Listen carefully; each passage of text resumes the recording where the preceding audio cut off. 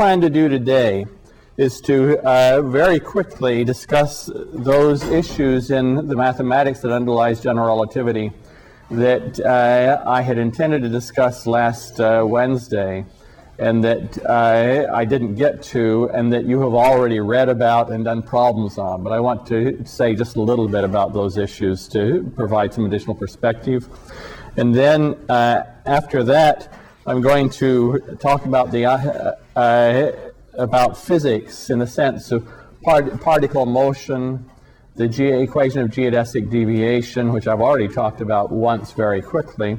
Then the Einstein field equations, well, the stress energy tensor, which enters into the Einstein field equations, the Einstein field equations, and then I will talk about, as a consequence of the Einstein field equations, the wave equation that the Riemann curvature tensor satisfies when it's propagating through an otherwise flat space-time, so for weak gravitational waves. And if I have time, and I'm going to try hard to get there, I will then, from that wave equation and other properties of the Riemann tensor, I will deduce the nature of gravitational waves, the basic physical nature, and the simplest mathematical description. My way of approaching this is not in any textbook. In textbooks, gravitational waves are handled by taking the metric of space-time, doing a perturbation around flat space-time, working hard to get rid of the gauge degrees of freedom, finally pulling out the physical aspects of the wave, and then getting to the bottom line I will get to.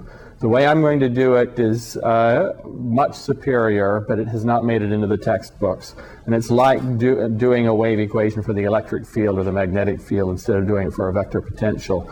You do it for something that has no gauge arbitrariness in it, and you don't have to deal with issues of gauge freedom and those complications. And so that's where I want to get at the end of the lecture. That might hang over till Monday, but I will try not. Okay, so any questions? Okay. So let me just say a few words about the commutator. You have read about the commutators. And from your reading, you know that, a commutator of two vector fields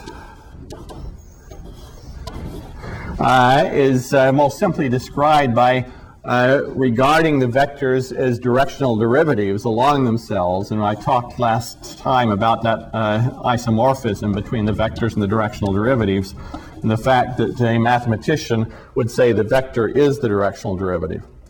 And so now you have derivatives, and you know what a commutator means for derivatives. So you apply these to, say, a scalar field in one after the other, but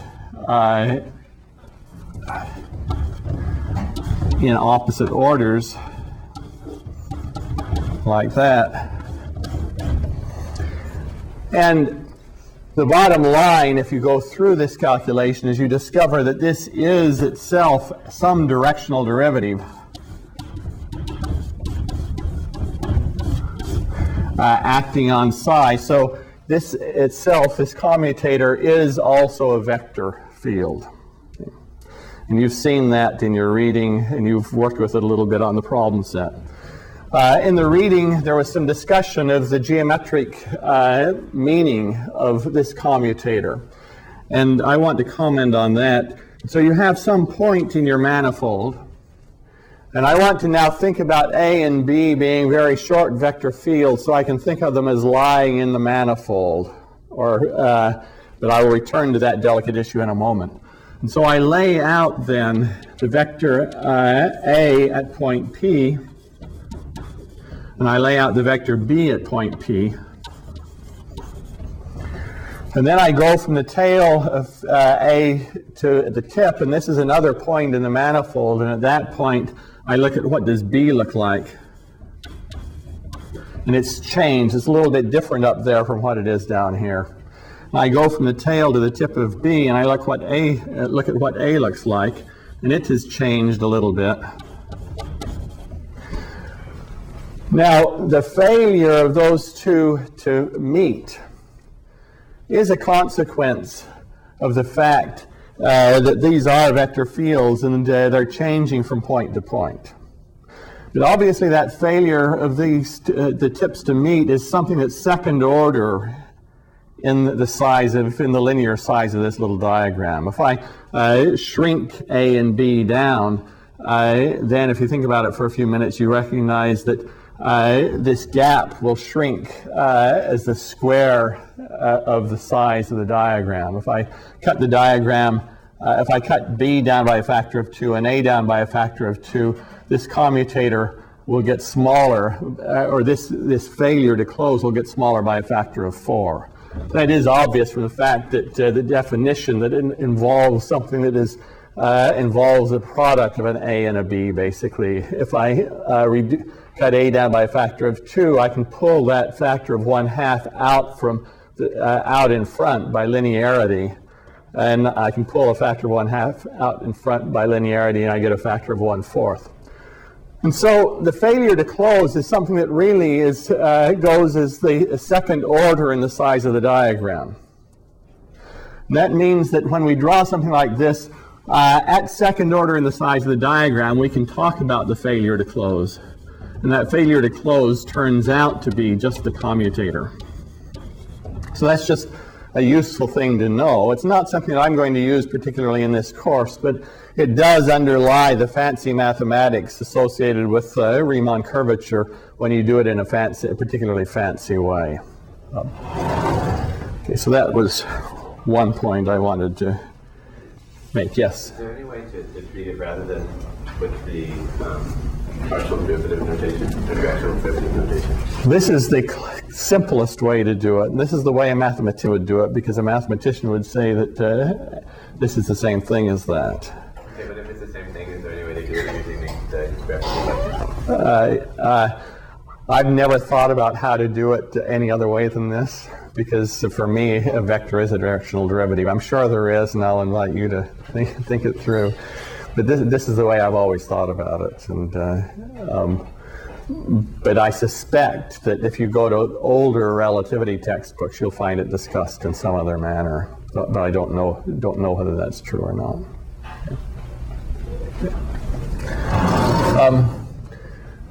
Now, there are two types of bases.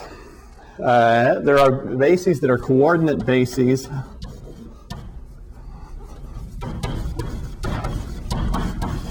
which we've talked about, and there are non-coordinate bases.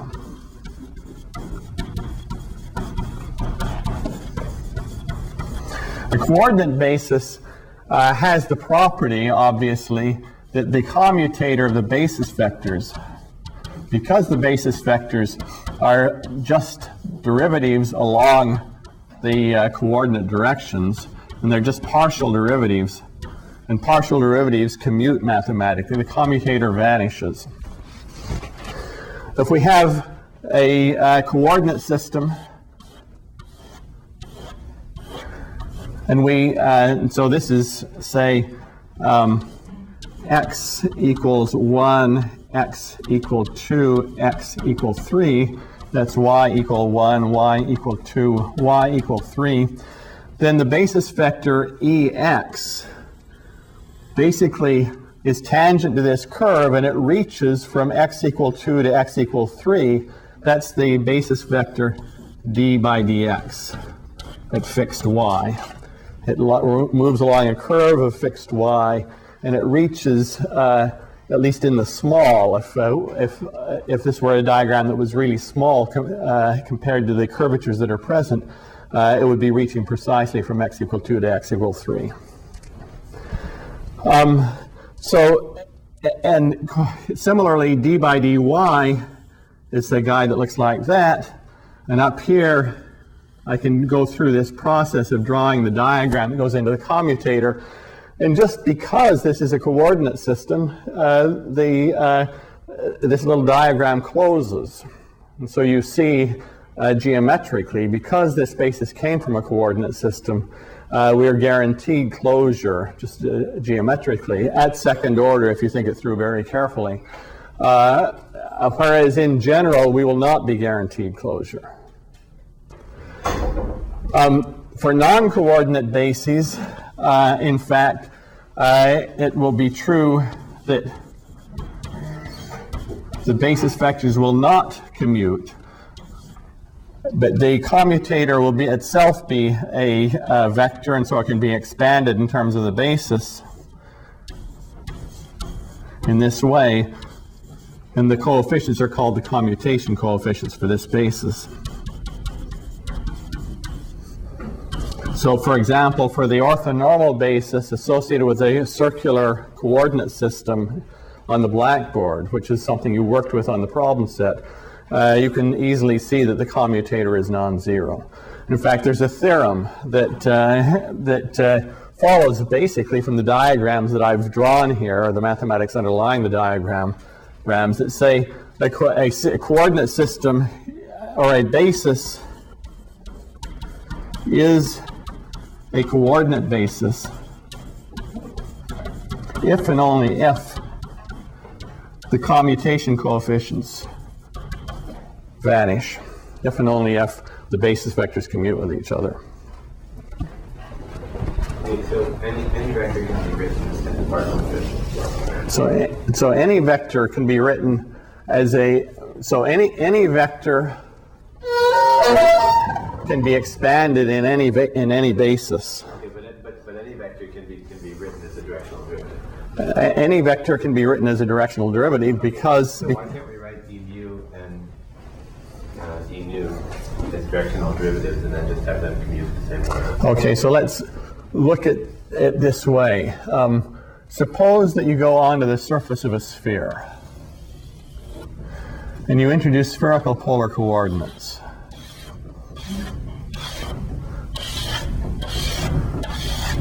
One of these among the coordinate, let me start over again.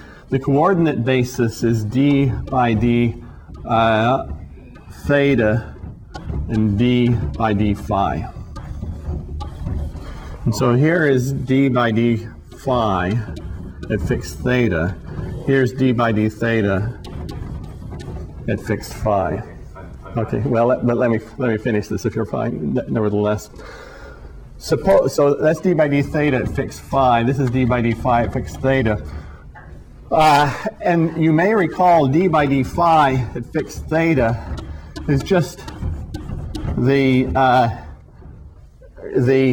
angular momentum operator, aside from a factor of I, associated with the z component of angular momentum in quantum mechanics.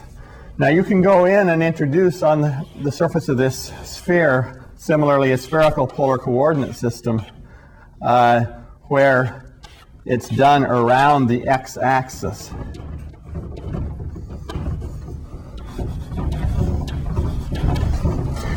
And we have here then a basis vector that's the analog of d by d phi. The basis vector is d by d, let's call it d by d psi at fixed epsilon, where my coordinates now are psi running like this and epsilon running down there. And so you could ask yourself, could I use, I can surely go in at some point here on the sphere, and I can use d by d phi and d by d psi as basis vectors. Here's d by d phi at fixed theta. Here is d by d psi at fixed epsilon. This guy is also the angular momentum operator in quantum mechanics for rotation around the z-axis. This is the angular momentum operator in quantum mechanics for rotation around the x-axis. And I can certainly use that kind of a basis. But these guys don't commute. And the reason they don't commute is that d by d phi is a basis vector at fixed theta. D by d psi is a basis vector at fixed epsilon. They're not associated with the same coordinate system. They are basis vectors that this is a coordinate basis in the theta phi coordinate system. This is a coordinate basis vector. This is a coordinate basis vector in the upsilon psi coordinate system. Those are two different coordinate systems. And if you go in and mathematically ask yourself about the commutator of this generator of rotations around the z-axis with the generator of rotations around the x-axis, they don't commute. The commutator, in fact, is a generator of rotations around the y-axis. So this is a little example, which is worth thinking about a bit, that illustrates then that the key thing about a coordinate basis is not merely what you're differentiating with respect to, but also what you're holding fixed. Okay, that sort of answers the question you asked. But, If instead of 1 over r d by d theta, you pick d by dr and d by d theta, so those two commute? Yeah, because they're partial derivatives, and they're associated with a coordinate system. Okay, so as long as you don't try to scale it so that it's an orthonormal system, you get coordinate basis. Yeah, but you can be non-coordinate for other reasons. Cool. Yeah. Right. Okay. So in this course, we will be using two kinds of bases. We'll be using coordinate bases, and we'll be using orthonormal bases. The reason we want coordinate bases is most calculations are done most easily and most clearly in a coordinate system. And in the basis that's associated with the coordinate system, in fact. And so in the coordinate basis associated with that coordinate system. On the other hand, when you want to do a physical interpretation of some measurement, you want to be using some orthonormal basis where the time basis vector has unit length, the spatial basis vectors have unit length, and they're perpendicular to each other, so you can think about things in the manner that you do in special relativity. And so for physical interpretation, we will always use orthonormal bases, but for calculations, we will always use coordinate bases. Well, not always, almost always.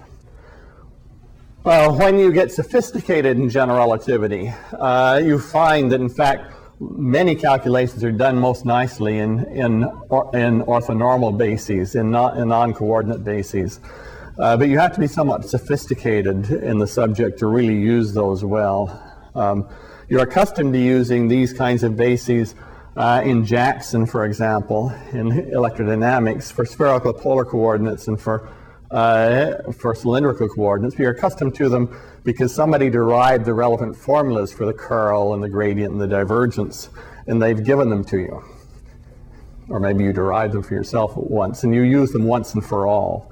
But if you're doing calculations where it's just not plug-in and grind formulas, then it requires a fair degree of mathematical sophistication to work with non-coordinate bases in calculations. And for that reason, in calculations in this course, we will almost always work in coordinate bases, physical interpretation in orthonormal bases. Okay. Questions? Now, another issue that you have read about is how you compute the connection coefficients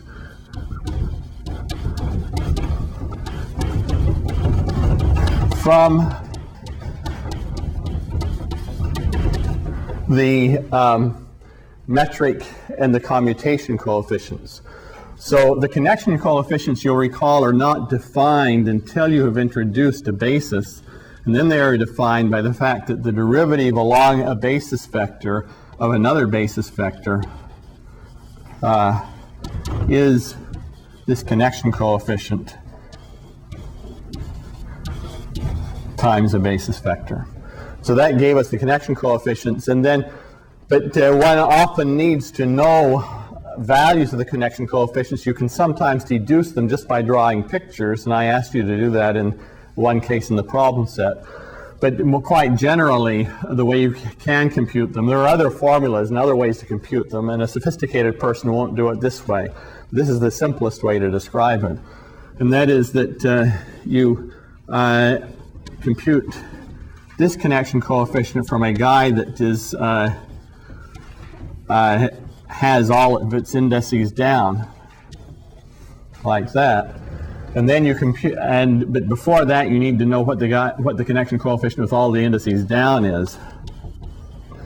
And the precise formula is written down in your reading, but it has the form 1/2 metric coefficients with a partial derivative plus metric coefficients with a partial derivative minus metric coefficients with a partial derivative.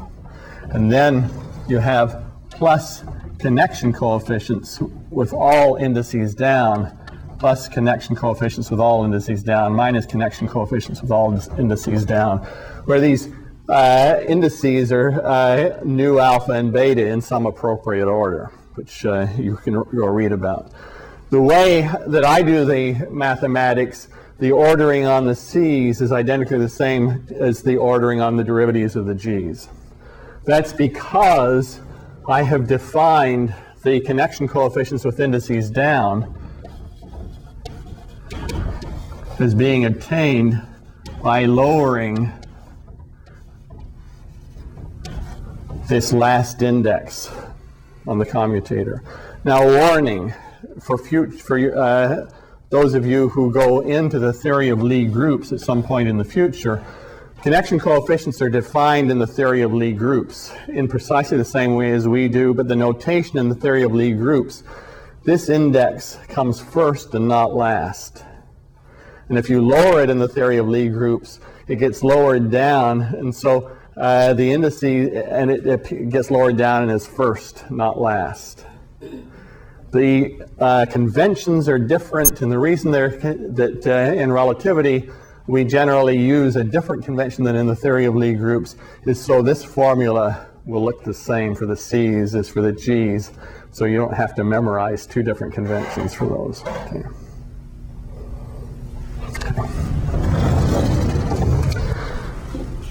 Okay. Curvature.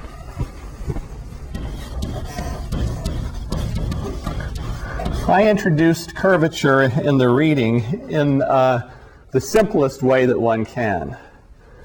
The Riemann curvature tensor is a measure of the failure of double gradients to commute. That's one aspect of Riemann curvature, and it's the simplest way to define it. And so if I use slot naming index notation, then the Riemann curvature tensor can be written in this way. You take a vector field A, and you take a double gradient on it, and then you take that vector field A again, subtract it off, with the two slots in the opposite order. So you're changing the order of the gradient slots. Now, if these were partial derivatives, the answer would be 0, because partial derivatives always commute. But they're not partial derivatives, and as I had warned you earlier, when you're taking one derivative, you're really not sampling curvature of the manifold. The influences of curvature show up only when you take two derivatives, and it shows up here then. And this fails to commute, and it fails by virtue of having curvature of the manifold. And so I can write this in the following way. I have indices mu and nu, and this is antisymmetric on those two indices, and I'm going to put those indices last. Then I have an alpha index, which I will put here. Then I have a beta index there, A beta. So I've lined up the indices.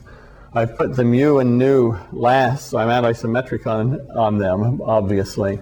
And then this is obviously ought to be linear in A. And so this is something that's linear in A, and it has one free slot, A alpha, so it's a vector on that slot. That is one free slot alpha here, which corresponds to that alpha there on the A's. And so I've taken in this course this to be the definition of the Riemann tensor. And then I wrote down in the reading, and I gave you a not entirely simple problem. to compute what the Riemann curvature tensor is in terms of the connection coefficients, and then there turns out to be one commutation coefficient hanging off the end if you're working in a non-coordinate basis. Okay. The key thing to remember is that the Riemann curvature tensor looks like something that is a connection coefficient with a derivative minus connection coefficient with a derivative, these being commas being a partial derivative in a coordinate basis, or it's the coordinate basis acting as a directional derivative on this, or a scalar. Then you have plus a product of two gammas minus a product of two gammas, and then there's a plus a gamma and a c. So it has a structure that looks something like this. But the key thing that I want to get at here is when we compute Riemann curvature tensors, we will almost always be doing it when we, in a coordinate basis. And in a coordinate basis, then the c's are not present, only the g's, because the connection coefficients involve the g's with one derivative on them. And we're taking a second derivative. This looks like a metric coefficient with two derivatives on it, plus a bunch of nonlinear terms.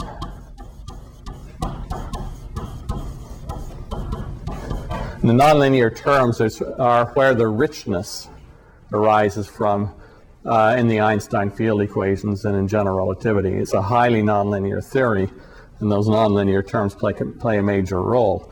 But if you have a very weak curvature, then all that's going to really matter is the g with two derivatives on it. And in the reading, you see a formula of that sort for the Riemann tensor. This Riemann tensor plays a number of other roles. I will write down in a few minutes the equation of geodesic deviation, where it enters in as the thing that produces then the tidal gravitational forces in a Newtonian context, or in the case of a gravitational wave.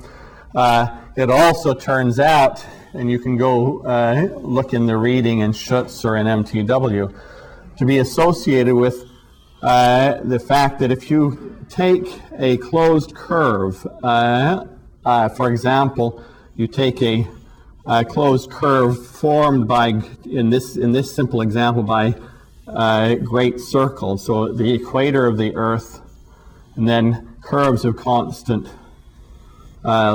longitude, and you take a vector, and you parallel transport it along this closed curve. So let me take that vector to be like this, and parallel transport along a geodesic. It's going to remain tangent to the geodesic. And then you carry it up this leg,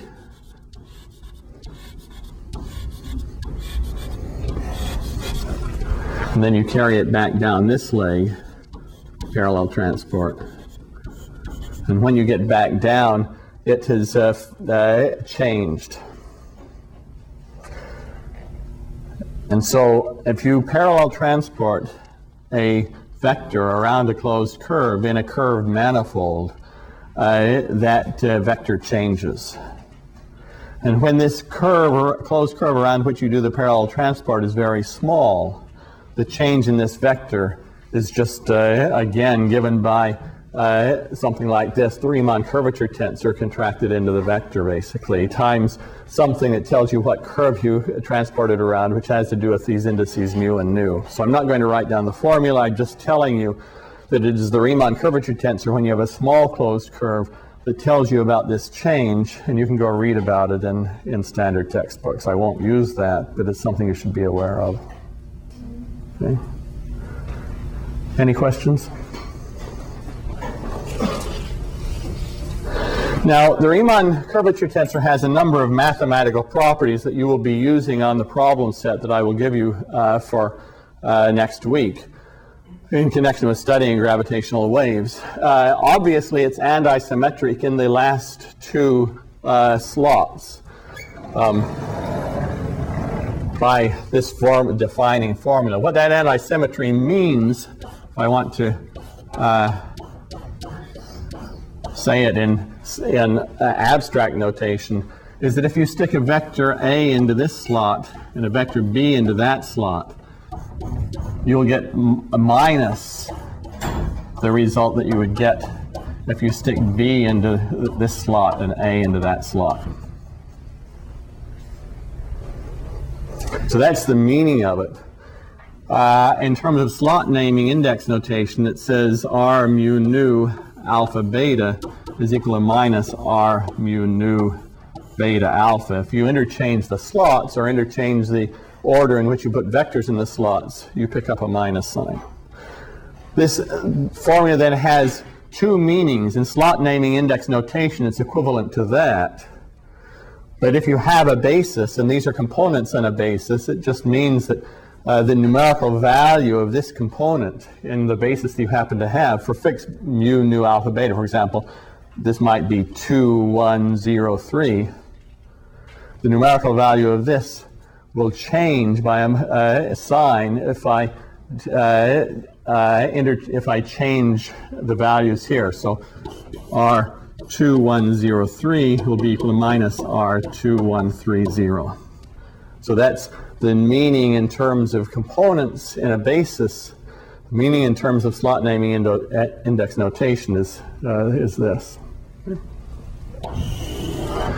So that's one symmetry. So let me write it down here in slot naming index notation.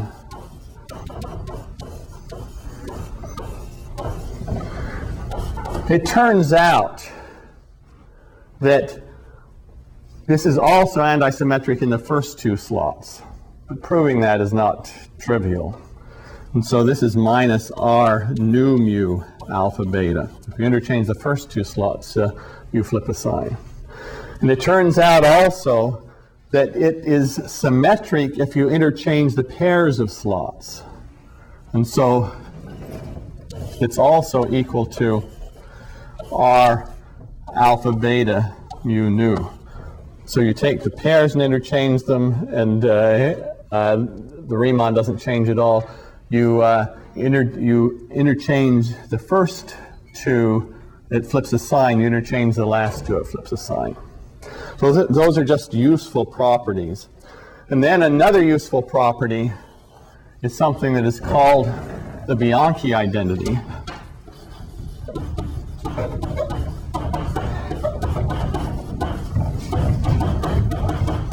Which says that if you take a gradient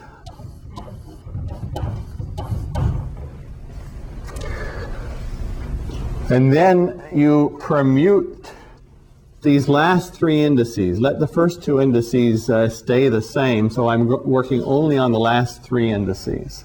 One of them is a derivative index, the other two are not. It was already antisymmetric in this pair. This is that the sum of that, this plus alpha, beta, gamma, and I'm going to permute these, so I'll go delta, epsilon, gamma, just pulling the gamma around to the end. So alpha, beta, delta, epsilon, semicolon, gamma. And then I'm going to do the same thing. I'm going to pull the first one around to the end again. Plus R, alpha, beta, epsilon, gamma, delta. So that's 0. If I repeat this again, pull the epsilon around to the end, I get back to where I started. So these are a series of mathematical properties of the Riemann tensor that are very useful. It turns out that this set of properties, these symmetries, imply that although you might have thought that the number of independent components here of Riemann would be 4, because the first index can take, in space-time, can take values 0, 1, 2, or 3. So there are 4 possible values. Times 4 for the possible values of mu, times 4, which is 256. So you might have thought there are 256 independent components of Riemann. It's really a rich tensor. In fact, because of these symmetries, there are only 20 independent components. So it's not nearly as rich as you thought, but it's still rich enough to be interesting and rich enough to be complex.